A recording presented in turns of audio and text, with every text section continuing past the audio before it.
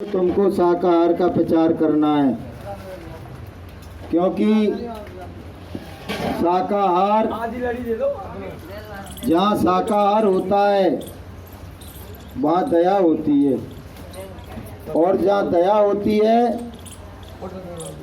वहाँ भगवान होता है। क्रूर हृदय से, निर्दयी भावना से, आतताई प्रवृत्ति से हम जो कार्य करते हैं वो पाप कर्म में शामिल होते हैं। और जीव की हत्या करना, हाँ जोड़ो सब लोग, उसके मुर्दे मांस को खाना, उनके अंडों को खा जाना, उनके खून को पीना, ये तो आसुरी प्रवृत्ति है। ये तो असुर लोग किया करते थे। समुद्र मंथन में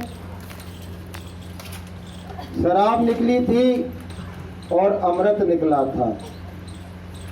शराब पीने वाले राक्षस कहलाए और अमृत पीने वाले देवता बन गए। तो आज भी वही नियम चल रहा है। जो अमृत पिएगा वो देवतुल्य हो जाएगा। और अमृत कहाँ है बहनों भाइयों?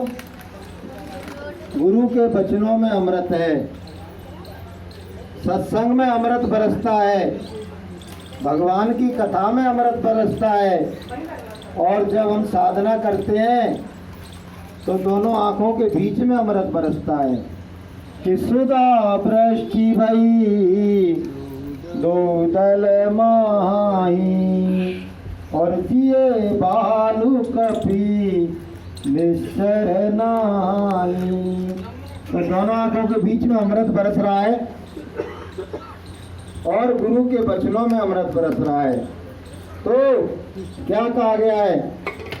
सत्संग जल जो कोई पावे और मेलाई सब कट कट जावे।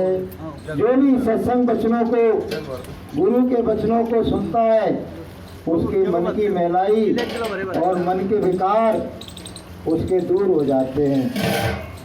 तो जो लोग सत्संग से दूर रहते हैं, गुरु वचनों को धारण नहीं करते हैं और कुसंगति करते हैं, उनका जीवन, मनुष्य जीवन पतन की राह पर चलता है। आसुरी प्रवृत्तियां उनमें घर कर जाती हैं और नाना प्रकार के दूषित और पाप में कर्म वो करते रहते हैं। उनको ये बोध ही नहीं रहता है कि सत्य क्या है और असत्य क्या है, पाप क्या है और पुण्य क्या है, और धर्म क्या है और अधर्म क्या है। बस जिंदगी को जिए जा रहे हैं और अंडा मांस मछली खाए जा रहे हैं कि खाकर मांस मछली शराब पी रहे हैं और हराम का है पैसा बेसाब पी रहे हैं और खुशी के भ्रम में दुनिया में जीने वाले और अपने लिए नरकों का सामान सी रहे हैं। ये जो भी ऐसी क्रियाएं कर रहे हैं, गुरु महाराज कहते हैं कि नरकों के टिकट वो इकट्ठे कर रहे हैं। इसलिए बहनों भाइयों, गुरु महाराज का प्रथम संदेश ये है कि सभी मानव शाकाहारी हो जाएं, किसी भी प्रकार का बुद्धि नाशक नशा न करें। गुरु महाराज कहते थे कि शराब में 1000 बुराइयां होती हैं। पीने वाले का धर्म कर्म लोक परलोक सब कुछ बर्बाद हो जाता है। माँ बहन की पहचान खत्म हो जाती है और शराबी एक आसुरी प्रवृत्ति को धारण करके ऐसे ऐसे कुकृत्य करता है कि मरने के बाद उसको सीधे यमराज ले जाते हैं और नरकों में ले जाके धकेल देते हैं। इसलिए जरूरत इस बात की है कि छोड़ो अंडा मांस शराब, इससे होगी बुद्धि खराब। छोड़ो अंडा मांस शराब, इससे होगी बुद्धि खराब। अंडा मछली छोड़ो, अंडा मछली छोड़ो, प्रभु से नाता कभी न खाना मदरा मांस, जब तक रहे आखिरी सांस, कभी न खाना मदरा मांस, जब तक रहे आखिरी सांस, हाथ जोड़कर विनय हमारी, हाथ जोड़कर विनय हमारी। तो भैया हम तो आपसे विनती करने के लिए आए हुए, प्रार्थना है, विनती है, निवेदन है, अनुनय विनय है, अनुनय विनय कर रहे हैं कि भैया अपने जीव पर दया विचारो और इसको 84 और नरकों से बचाओ। हमारे ही बुरे कर्म, हमारे ही पाप कर्म हमारी ही आत्मा को ले जाके नरकों में धकेल देंगे, कोई दूसरा नहीं। पड़ोसी के कर्मों से हमको सजा मिलने वाली नहीं है, लेकिन हम जो खोटे कर्म कर रहे हैं, जो अंडा मांस खा रहे हैं, जो शराब पी रहे हैं, जो व्यभिचार कर रहे हैं, जो अनाचार कर रहे हैं, जो पापाचार कर रहे हैं, वो हमारे कर्म ले जाके हमको, हमारी आत्मा को सीधा या तो 84 में धकेल देंगे या हमको नरकों में ले जाके बिठा देंगे। रामायण में लिखा हुआ है, फिर बाद में इतना पछताना पड़ेगा, सिवाय रोने के कुछ हमको हाथ लगने वाला नहीं है। कि ते परत्र दुख पावई और सिर धुन धुन पछताए और कालई कर्मई ईश्वरई मिथ्या दोष लगाए। जब तुमको भगवान बदले में, तुमने बकरे की गर्दन काटी, मुर्गे की गर्दन काटी, भैंसे की गर्दन काटी, तो भगवान तुमको पुरस्कार देगा, तुमको भी बकरा बनाएगा, तुमको भी मुर्गा बनाएगा, तुमको भी भैंसा बनाएगा, फिर तुम्हारी गर्दन कटेगी। कैसा लगेगा बोलो? अभी तो थोड़ा सा तुमने मांस खाया, तुमने कहा इसमें स्वाद आ गया। अरे भैया स्वाद तो पनीर में भी होता है, जलेबी में भी होता है, रसगुल्ला में भी होता है, तो उनको क्यों नहीं खाते हो आप लोग? उनको खाने से गर्दन नहीं कटेगी, उनको खाने से नरकों में नहीं जाना पड़ेगा, लेकिन इनको मारोगे और इनके मुर्दे मांस को खाओगे तो सीधा नरक में ही जाना पड़ेगा। ध्यान रखो, अगर एक की किसी की गर्दन काटी, ये प्रकृति का सिद्धांत आपको बता रहा हूँ। गुरु महाराज कहते हैं किसी को 1 गिलास पानी पिलाओ, भगवान की बैंक में तुम्हारे लिए 1000 पानी के गिलास तैयार हैं। किसी एक को भूखे को खाना खिलाओ, तुम्हारे लिए 1000 थालियाँ तैयार हैं। और इसके विपरीत अगर तुमने एक की गर्दन काटी तो सावधान, 1000 बार अपनी गर्दन कटाने के लिए तैयार रहना। अगर तुमको अपनी गर्दन 1000 बार कटाना अच्छा लगे तो किसी एक की गर्दन काटना, नहीं तो कभी नहीं काटना, क्योंकि वो कहा गया है कि जो गल काटे और का और अपना रहे कटाए और साईं के दरबार में बदला कहूँ न जाए। बहुत से लोग क्या कहते हैं बहनों भाई, जो ज़्यादा बुद्धि के पहलवान होते हैं, बुद्धि के पहलवान, अरे बोले कि तुम वो भटा खाते हो, लौकी खाते हो, आलू खाते हो, उसमें भी आत्माएं, और तुम जो गेहूँ खाते हो उसमें भी आत्माएं। तो जो आत्मा बकरे में, वो आत्मा गेहूँ में, वो आत्मा आलू में, तो हिसाब तो बराबर है कि तुम आलू खाते हो, हम बकरा खाते हैं, तो तुमको भी नरक में जाना पड़ेगा।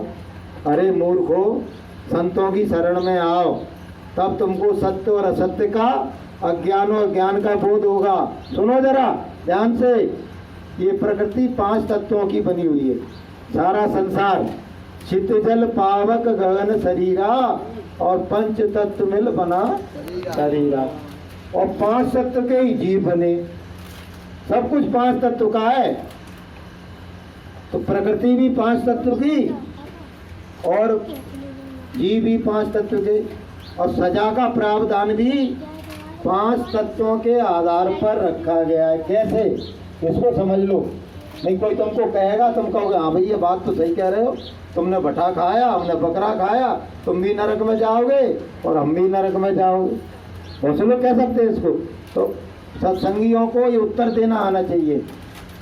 तो उसमें विधान में लिखा हुआ, ईश्वर के विधान में, कि प्रकृति में 5 तत्वों के आधार पर रचना की गई है। एक तत्व से वनस्पति जगत, कितने 27 लाख प्रकार के, दो तत्व के कीड़े मकोड़े कितने? 30 लाख प्रकार के। 3 तत्व के होते हैं पंछी कितने? 9 लाख प्रकार के। और 4 तत्व के होते हैं 4 पैर के जानवर, गाय बैल गधा घोड़ा बकरी बकरा। 4 तत्व के होते हो। आप लोग जो बैठे हो ना यहाँ से वहाँ तक, ये 5 तत्व के। एक तत्व इसमें आकाश तत्व बढ़ जाता है। आकाश तत्व बुद्धि का होता है, इसलिए इंसान में जो बुद्धि विवेक होता है वो जानवरों से बहुत ज़्यादा होता है। किसी जानवर ने कोई चीज़ आविष्कार नहीं करी है, लेकिन इंसान ने तो करी है ना, है? तो एक तत्व की रचना को नष्ट करोगे तो सजा ना के बराबर है। सजा ना के बराबर, सजा तो है, कालांतर में उसका भी।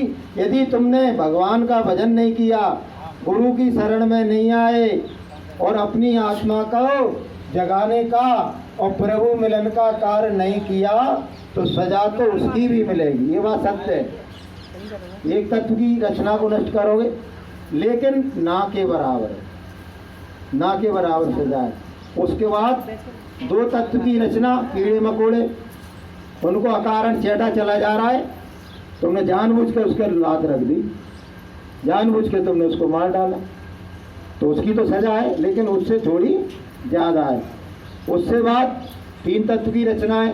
3 तत्व की रचना कौन है? पंछी, उड़ने वाले पंछी, इनके पंख होते हैं, उससे उसकी ज़्यादा सजा है। तो मुर्गा की गर्दन काटोगे तो चेटा को मारने से ज़्यादा सजा मिलेगी। और उसके बाद 4 तत्व की रचना है। 4 पैर के जितने भी जानवर हैं उनको मारोगे, काटोगे, उनकी हत्या करोगे तो उससे ज़्यादा सजा उसमें मिलेगी। और उसके बाद गुरु महाराज के वचन आपको बता रहा हूँ, 5 तत्व की रचना, ये मनुष्य शरीर, इसको कहीं तुमने मार दिया, इसको कहीं तुमने किसी के शरीर को नष्ट कर दिया तो सावधान, नरकों में ऐसी यातनाएं दी जाएंगी कि मक्खी की भिन भिन की तरह से छिन छिन यमदूत तुम्हारे शरीर को काटेंगे, टुकड़े टुकड़े करेंगे और फिर जोड़ देंगे और फिर काटेंगे और फिर जोड़ देंगे, और ये क्रिया लाखों साल तक चलेगी। इसलिए कभी न खाना मदरा मांस,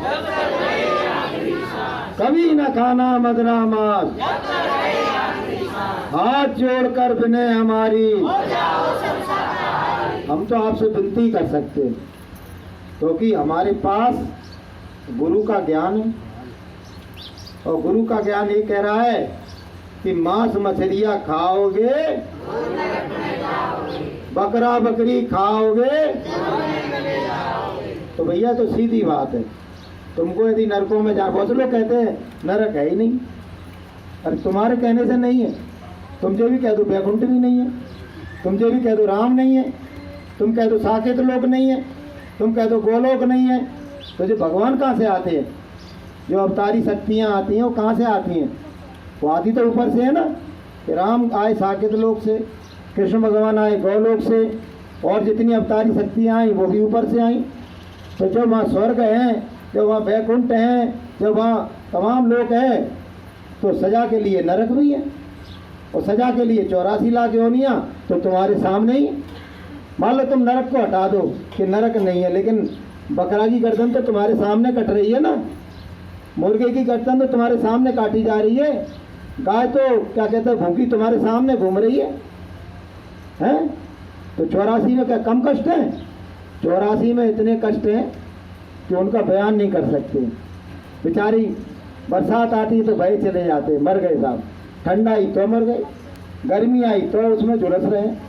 हर मौसम में प्रतिकूलता है, और भगवान ने एक ऐसा नियम बना दिया है, तोबा तोबा, भगवान ने इतने जीव वहाँ से ले लिए ऊपर से सत्यलोक से कि उनको खिलाने की व्यवस्था ही नहीं भगवान को। जैसे तुम्हारे यहाँ बारात, मान लो 20,000 आदमी आ जाए, तुमको मैं तो पानी भी नहीं पिला सकता, तो ये हमारे साथ हुआ है। तो भगवान ने इतने जीव वहाँ से ऊपर से आत्मा ले ली। वो तो गनीमत ये रही, मैं विचार कर रहा था, तुमको भी बड़ी अच्छी बात लगेगी कि वो तो बड़े बड़े जीव भगवान ने कम बनाए। जितने हाथी और घोड़ा और ऊंट बनाए हैं ना, अगर उतने ही जो मक्खी वगैरह है ना, जो इतने सब वही बना देते, हाथी ऊंट घोड़ा, तो पैर रखने को जगह नहीं रहती। एक तुम्हारे 2 बीघा खेत में इतने कीड़े मकोड़े होते हैं कि एक शहर में इतने जीव नहीं हो सकते। एक शहर में इतने मच्छर होते हैं कि पूरे संसार में आदमी नहीं होंगे। तो भगवान तो बुद्धि का वही है दाता। तो उसने क्या किया, छोटे से छोटे जीव लाखों करोड़ अनंत तो बना दिए और बड़े बड़े जीव थोड़े कम बनाए। इसलिए सृष्टि चल रही है। लेकिन भोजन की व्यवस्था भगवान नहीं कर पाया, तो भगवान ने एक नियम बना दिया, जीव जीवस्य भोजनम। बड़ा जीव छोटे जीव को मार के खा रहा है। अब समुद्र में जीव हैं, तमाम मछलियां हैं, उनको रोटी खिलाने कौन जाएगा? तो नियम बना दिया, बड़ी मछली छोटी मछली को मार के खाएगी, अपना पेट भरेगी। तो छोटी कौन को खाएगी? छोटी उससे छोटी को खाएगी, उससे छोटी को खाएगी। सबके लिए व्यवस्था है। ये अच्छे प्रश्न कर रहा है ये बच्चा, ये बढ़िया प्रश्न कर रहा है। छोटे से छोटा, बड़े से बड़ा, बड़े से बड़ा। तो यही बना दिया है। जो सबल है अब वो निवल को मार रहा है, नोच नोच के खा रहा है। लेकिन इंसानों के लिए ये नियम नहीं है, ये जीव जंतुओं के लिए नियम है। जीव जीवस्य भोजनम। इंसानों के लिए तो भगवान ये कहेगा, जब मैंने तुम्हारे लिए 3600 प्रकार के व्यंजन बनाए हैं, दूध देने के लिए जानवर बना दिए तुम्हारे लिए, और मीठे के लिए मैंने गन्ना बना दिया, और तमाम तरह के व्यंजन बना दिए, तुम चाहे कुछ खाते। मैंने तुम्हारे लिए विधान नहीं बनाया था जीव जीवस्य भोजनम का, लेकिन तुमने अनाधिकार अधिकार किया। इसलिए भगवान के दरबार में इसकी सजा है। अगर मनुष्य ये काम कर रहा है जीव जीवस्य भोजनम का, तो उसको कठोर से कठोर भगवान सजा देता। क्योंकि वो भोजन, जैसे तुमने बकरी को मारा, वो भोजन शेर का है, तुम्हारा नहीं है। तुमने उसका अधिकार छीन लिया, तो उसका जब अधिकार छीनोगे तो तुमको सजा मिलेगी। इसलिए कभी न खाना मदरा मांस, आखिरी सांस, हाथ जोड़कर बिने हमारी, कुदरत है तैयार खड़ी, आगे तबाही बड़ी, आगे भयानक भयानक तबाही आने वाली है। तोबा तोबा करोगे प्यारे। अभी आप हमारी बात नहीं मानो, थोड़े दिन के बाद वो कहता ना, भैया एक आदमी बाल बनवा रहा था, तो नाई से बोला कि नाई मेरे बाल जरा गिन के बता दो, कितने बाल हैं मेरे। नाई बोला, गिनने की मुझे क्या जरूरत है, मैं बाल काट के तेरे हाथ में दे दूंगा, तू गिन लेना, मैं नहीं गिन पाऊंगा, तू गिन लेना। ऐसे ही अभी हमारी बात नहीं मानो, थोड़े दिन बाद देख लो। अभी थोड़े समय पहले कोरोना आया था, फिर कोरोना का बाप आने वाला है, घरों में ताले लग जाएंगे, कोई निकलेगा नहीं घर से। ऐसी बीमारियां आ रही हैं, ऐसे अणु बम, परमाणु बम, हाइड्रोजन बम, न्यूट्रॉन बम फूटने वाले, विनाश ही विनाश हो जाएगा। इसलिए समय रहते शाकाहारी बनो, सदाचारी बनो, ईश्वरवादी बनो, और 24 घंटे कि फुर्सत है किसको रोने की दोहरे बहार में, और मोती पिरो रहा हूँ गरेबा के तार में। 24 घंटे उसमें ही लगे रहते हो, घर गृहस्थी में, परिवार में। अरे थोड़ा सा समय निकाल भगवान के भजन के लिए, आत्मा के कल्याण के लिए। ये रैली निकल रही है, इसमें संग चले चलो, तुम्हारा उसमें पुण्य लिख जाएगा। इनने धर्म कर्म के विचार में सहयोग किए। 1 घंटा मान लो तुम ज़्यादा सो लिए कि भैया हम 5 बजे जग गए, बोले हम 7 बजे जगे, तो भगवान ने कौन सा पुरस्कार दे दिया तुमको? आलसी राम और बना दिए। तो इसमें चलोगे तो तुम्हारा नाम लिख जाएगा। इसने सतयुग के विचार में, धर्म कर्म के विचार में, लोगों को शाकाहारी बनाने में इसने सहयोग किया, और आज से इसका नाम पाप आत्माओं से हटा के इसका नाम आज से पुण्य आत्मा में लिख दिया जाएगा, और इसको सीधा इसको स्वर्ग का राज दिया जाएगा। तो बोलिए प्रेम से जय गुरुदेव। बोलना है 5 नहीं, अब खत्म। बोलो तो बोलो 5 मिनट बोलिए प्रेम से 2 वचन। तो तुम